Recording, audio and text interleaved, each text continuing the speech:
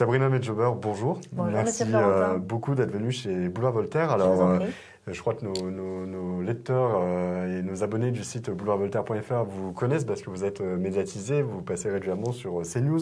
Je rappelle que vous êtes juriste et sociologue de formation, Absolument. essayiste. Vous avez publié un essai sur la condition des femmes dans certains quartiers franciliens notamment, et le dévoilement français récemment aux éditions Le Lys Bleu. Et je crois que c'est la première analyse anthropologique du vêtement féminin français au fil de son histoire, de la sociologie du vêtement, dont vous allez nous en parler. Je rappelle que vous avez des origines kabyles et berbères aussi. Je trouvais ça important de vous inviter parce que vous êtes quelqu'un, je trouve, qui fait honneur en fait à la France dans votre combat, votre attachement, votre amour pour la France. Et parfois, j'ai envie de vous mettre en contradiction avec des personnalités telles que Rima Hassan, dont on voit une forme de détestation de la France, ou une journaliste que vous aviez à juste titre fustigée, Nassira El Mouadem, qui officie de temps en temps sur France Inter et qui s'était fait épingler pour un tweet où elle disait « Les Français sont des racistes dégénérés ». D'abord, qu'est-ce qui vous différencie de ces femmes qui, elles aussi, ont des origines étrangères, l'une syrienne, je crois, l'autre marocaine. Vous avez ces origines kabyles et pourtant vous avez été bercée dans l'amour de la France. Qu'est-ce qui vous différencie de ces femmes-là et pourquoi vous aimez tant la France ? Alors, je pense qu'il faut partir du postulat, en réalité, de l'histoire de chacune. Rima Hassan, elle est née dans un camp de réfugiés palestiniens d'origine syrienne, donc dans un bain culturel déjà belliqueux. C'est une situation, je pense, de vie assez difficile. Donc, on peut imaginer aussi qu'il y ait des schèmes de revanche qui s'inscrivent dans une histoire comme la sienne. Elle est arrivée en France, elle a fait des études de droit. Aujourd'hui, par opportunité politique électoraliste, elle est placée 7e parce que dans la stratégie de la France insoumise, il y a cette volonté de faire une OPA sur le vote communautaire musulman, simplement parce qu'il est mathématique. On a par exemple vu son tweet sur l'Algérie où elle explique que la France doit rendre à l'Algérie ce qu'elle doit lui rendre.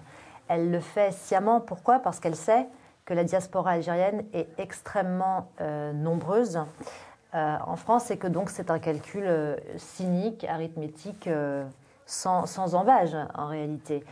Nassira El Mouadem, elle est née en France. Elle est née en France de parents donc marocains. Et j'imagine, alors je ne sais pas d'où elle vient précisément, mais j'imagine que pareillement, il y a dû avoir un narratif dans son éducation, au sein même de sa famille, une éducation qui est identitaire, c'est-à-dire le primat de la nationalité d'origine sur la nationalité du pays qui t'accueille. Et ce discours-là identitaire qui est très schismatique, vraiment qui scinde le pays d'accueil avec tous ses attributs, c'est-à-dire la vie civique, les mœurs, le rapport égalité homme-femme, la laïcité, et d'autres, encore une fois, dynamiques sociales, eh bien, ne s'entendent pas dans les familles où on éduque les enfants comme dans un clan, c'est-à-dire que tout est vertical, il n'y a pas d'injonction à la singularité, il n'y a pas d'injonction à l'individualité. Vous êtes le substrat d'une communauté, la communauté c'est l'Oumma, c'est la communauté des musulmans, et dans ces années-là où elle a grandi, parce qu'elle n'est pas plus âgée que moi en réalité, elle a été séduite par le discours indigéniste qui a commencé déjà avec SOS Racisme, mais qui s'est phagocyté d'année en année par cette pensée qui a complètement infiltré certains courants de la gauche. Et cette pensée, elle s'appuie sur quoi ? Elle s'appuie sur le décolonialisme, elle s'appuie sur l'indigénisme.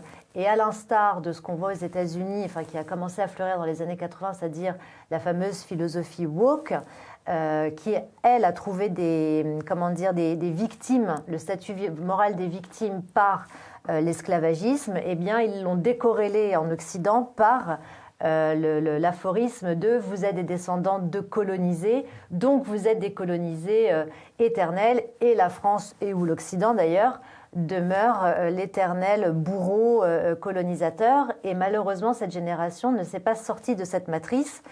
Et j'ai bien même l'impression que ça ira de mal en pis, puisqu'avec toute l'exacerbation du conflit israélo-palestinien qui ne fait qu'agiter les passions identitaires, qui ne fait que exalter comment dire, les tropismes les plus archaïques de détestation de l'autre. On n'est pas prêt de s'en sortir. C'est la raison pour laquelle on a vu ce tweet où elle insulte la France, son pays. Hein. On a peut-être parfois une double nationalité. J'ai la double nationalité, par exemple, mais ma nationalité algérienne, elle est administrative. Ma nationalité de cœur, c'est la France, c'est ma nationalité française. Et la différence est là, je pense. Oui, justement, vous, à contrario, vous aimez la France, mais quelles sont les valeurs que, justement, dans votre famille, on vous a inculquées qui ont fait cette passion pour la France? Alors, pour vous faire court, mon père est arrivé en France, il n'avait rien. Il est arrivé par la voie de ce qu'on appelait à l'époque le bureau de la main-d'œuvre, puisqu'après la guerre d'Algérie, il y avait deux possibilités. Où vous étiez fonctionnaire ou anciennement fonctionnaire et vous optez vous vous orientiez vers le bureau des fonctionnaires, ou alors vous étiez sans ressources, et là, c'était le bureau de la main-d'œuvre. Il y avait un contexte aussi français des Trente Glorieuses, de structure ou de restructuration de la France. Donc, on a fait effectivement appel à une main-d'œuvre étrangère. Ça, c'est la première des choses. Donc, mon père est arrivé par ce biais-là. Nous avons grandi dans des quartiers difficiles. Moi, j'ai grandi dans la cité des Louvrais à Pontoise, où, par exemple, je n'ai jamais côtoyé d'enfants de confession juive. Donc, ce mythe-là des Juifs qui ont quitté les banlieues, il est bien réel. Moi, dans le 95, à Pontoise, précisément, je n'ai jamais connu de Français de confession juive. En revanche, j'ai grandi avec un terroriste. J'ai grandi avec un terroriste qui s'appelle Ammar Hamdani. Alors, il n'est pas terroriste en tant que tel, mais il a été condamné pour avoir participé à l'attentat de Charlie Hebdo et à celui de l'Hypercacher. Il a été un de leurs soutiens logistiques. Donc moi, l'islamisme, le narcotrafic, la condition des femmes dans les quartiers... Alors non seulement j'ai vécu avec, mais en plus je l'ai vu complètement se développer, se métastaser et jusqu'à vraiment former une contre-société. Je pèse mes mots. Donc la raison pour laquelle, et je reviens là-dessus, c'est parce que j'ai eu un père qui m'a transmis l'amour de la France. Parce que mon père est venu en France pour vivre le rêve français. Papa est venu parce qu'il savait que la France était une chance pour lui. Et sa chance à lui, c'était tout bêtement d'avoir un toit, d'avoir un CDI, d'avoir un 13e mois, d'avoir 5 semaines de congé par an, d'avoir des aides, parce que quand on arrive avec des rudiments de vie, eh bien c'est pas facile. Et donc on est heureux d'être accueilli par un pays qui vous donne des APL, qui vous donne un HLM, qui vous offre un tissu associatif qui permet à des enfants défavorisés de partir en vacances pour des prix bien moindres que ceux qu'auraient payé des familles plus aisées. Donc, évidemment que tout ça, mon père en est très reconnaissant et il me l'a toujours transmis. Il m'a toujours transmis la gratitude qu'on devait à notre pays de pouvoir nous donner cette chance de nous émanciper. Rendez-vous compte, l'école est gratuite en France. L'école, c'est le vecteur de l'émancipation. Pourquoi? Parce que l'école, c'est l'altérité. L'école, c'est où on rencontre des maîtres et des maîtresses qui vous apprennent. L'école, c'est où vous avez vos premiers camarades, vos premiers jeux amoureux, où vous êtes ouvert en réalité au monde. C'est pour ça que moi, j'ai très très peur pour ce qui se passe aujourd'hui et notamment les attaques qui sont faites contre la laïcité, qui est considérée comme étant une loi scélérate islamophobe. Non, je veux dire, l'école est un sanctuaire qui protège les enfants et moi, je dois tout à l'école de la République française et réellement, je dois tout à mon pays parce que c'est mon pays qui m'a permis de devenir la femme que je suis. Parce que je me suis à la fois extirpée du carcan communautaire de la cité et à la fois, eh bien, grâce à moi, avec moi et pour moi, j'ai eu la France qui m'a accompagnée dans mon chemin de vie. Espérons que ça en inspire d'autres. Alors, vous avez publié le dévoilement français, donc aux éditions du Lys Bleu, et vous mettez l'assimilation au cœur de cette réflexion sociologique que vous faites sur l'habillement en France. Vous défendez la condition des femmes et le paradigme de l'assimilation dans la société française. Que peut-on retenir de son livre? Quel est l'objet de cette enquête? Alors, l'objet du livre, le dévoilement français, c'est de prouver par l'historicité du vêtement français que le vêtement a été un vecteur d'émancipation pour la femme. Si on prend... alors, il y a aussi l'histoire derrière, l'histoire qui est, comment dire, le tableau de fond. C'est-à-dire que, par exemple, sous Louis XIV, on avait les étiquettes et protocoles. la galanterie française, l'art de vivre à la française, les arts de la table. Tout ça a été inventé par la France et dans la même continuité, à partir du XVIIIe siècle, la mode a commencé à devenir ce qu'on appelle en sociologie un champ social autonome. Et petit à petit, au fur et à mesure de l'histoire, les créateurs ont décousu finalement le fil du corset qui enfermait les femmes dans des fonctions anthropologiques primaires qui étaient la fécondité et la domesticité. À travers le vêtement et à travers l'histoire de la mode française, eh bien, la femme a pu se libérer quand on pense à Gabrielle Chanel et sa petite robe noire, quand on pense à Paul Poiret qui a complètement éradiqué ce corset, quand on pense à Yves Saint-Laurent et son costume masculin-féminin qui a donné une grâce incroyable et notamment avec cette photo indélébile d'Helmut Newton. Tout ça a concouru finalement à l'émancipation de la femme. Pourquoi ? Parce qu'à partir du moment où elle se libère de ses fonctions, on va dire, anthropologiques primaires, elle s'insère dans les circuits sociaux, économiques et culturels. Et petit à petit, au fil de l'histoire, elle grandit en tant que citoyen. Et c'est ça, moi, qui m'interrogeait, parce que par rapport à l'émancipation de la femme par le vêtement, je ne dis pas que c'est uniquement grâce au vêtement, on voit depuis 40 ans en France une régression, un recul absolu de la condition de la femme dans certains quartiers, notamment par le voilement. Et avec l'affaire Samara, si on reprend cette jeune femme qui a été jugée habillée à l'européenne, contraire donc aux valeurs musulmanes. Très juste. Vous la citez comme exemple. Très juste. C'est la raison pour laquelle moi je considère que le voilement est une servitude, qu'il est un manifeste politique de l'islam et que c'est par le voilement qu'on marque son appartenance identitaire. Et cette appartenance, elle est à l'islam. Elle n'est pas à la France, puisqu'à la France, en France, on s'habille à la française. C'est simple comme adage, ça peut paraître binaire, mais c'est comme ça. À partir du moment où on porte un voile, c'est qu'on montre à la société que nous ne sommes pas comme vous. Vous voyez, c'est réellement ce que j'appelle la société de clôture ou la civilisation de la couverture. On crée finalement une identité infranationale qui ne veut pas composer avec le reste de la société. Le vêtement, c'est une carte d'identité sociale. Le vêtement dit tout de vous.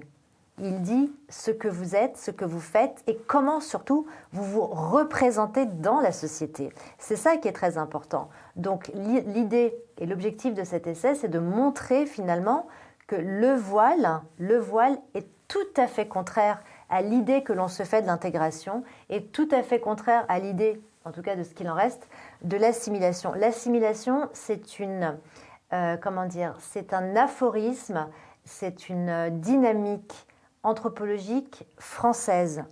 Il n'y a que c'est une singularité, l'assimilation. Ça n'est pas pour rien.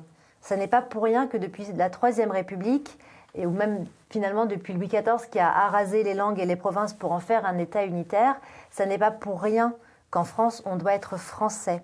Tout ça a une histoire. Et le voilement, eh bien finalement, c'est le détachement de soi vis-à-vis de la France. Pour conclure, est-ce que vous auriez peut-être une note d'espoir, des solutions qu'on pourrait imaginer ? Il y a des élections européennes, certains candidats mettent au cœur de leur campagne cette question de la civilisation, de l'islamisation du continent. Est-ce que vous pensez qu'on peut tenter de repousser ces enfermements qui nous reviennent ? Je pense que ça va être très compliqué. Ça va être très compliqué puisque ce pogrom a créé une vraie scission entre le monde arabo-musulman et l'Occident. C'est-à-dire qu'il a encore une fois réveillé ce que je vous disais tout à l'heure, Jordan, les tropismes archaïques les plus violents vis-à-vis des Juifs. Et quand je dis des Juifs, pas uniquement des Français, quand on voit tout ce qui se passe même aux États-Unis, enfin partout en Occident, cet antisémitisme a rejailli parce que finalement la dimitude n'existe plus. Je vais vous expliquer pourquoi je dis ça. Je pense qu'il y a dans le monde arabo-musulman aujourd'hui une blessure narcissique très forte, marquée par ce que sont les États arabes et ce que c'est Israël. Je ne parle pas de la théologie musulmane et de l'éducation, parce que ça en fait partie, ça fait partie du narratif.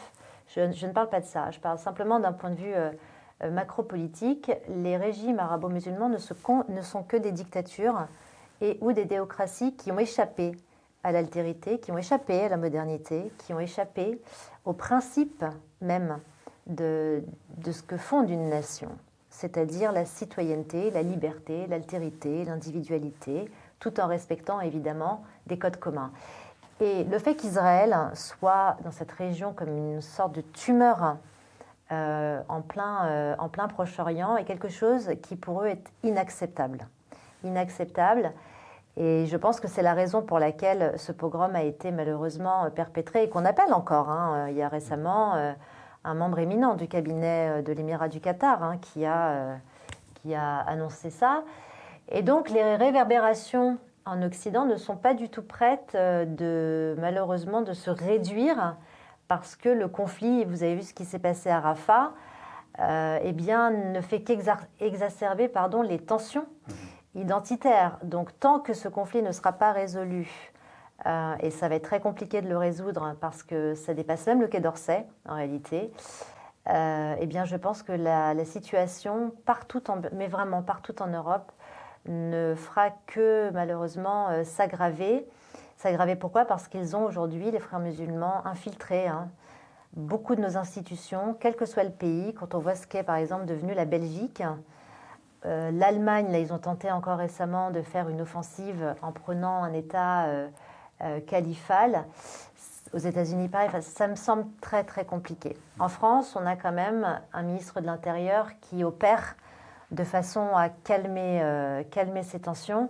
Mais vous avez vu le parti de la France insoumise, comme de toute façon c'est leur objectif. L'objectif, c'est même plus la conflictualisation dont il parlait encore une fois hier dans les médias. Son objectif, c'est réellement la radicalité chez les musulmans pour voter pour lui. C'est plus simplement, je vise les musulmans comme un bloc monolithique parce que je pense que tous les musulmans sont autopratiquants de la même manière. Pas du tout. Là, il a bien compris déjà qu'il y avait des listes dissidentes parce que précisément, la France insoumise n'est pas assez radicale dans la lutte pour les deux États ou la paix en tout cas. Mais en plus, il fait vraiment... il sait qu'il ne lui reste plus que cette frange-là d'islamistes, et pas des moindres, sur lesquels il peut parier aujourd'hui. On va essayer de garder espoir quand même. Oui. On enverra un exemplaire de donc, le dévoilement français. Je rappelle votre nouvel essai aux éditions du Lys Bleu. On l'enverra à Nassira El Moadem et Rima Hassan. Peut-être que ça leur fera changer d'opinion et aimer un peu davantage la France. Je ne pense pas que Nassira El Moadem lise mon ouvrage, sachant qu'elle a fait partie d'une des personnes qui ont été...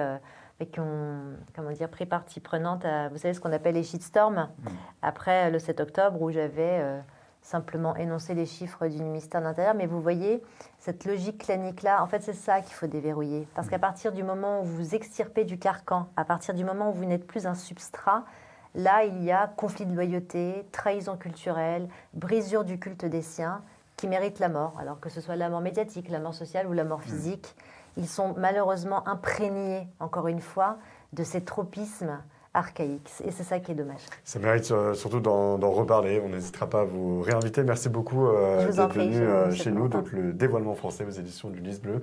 Merci à tous d'avoir suivi cet entretien et à très bientôt sur bvoltaire.fr.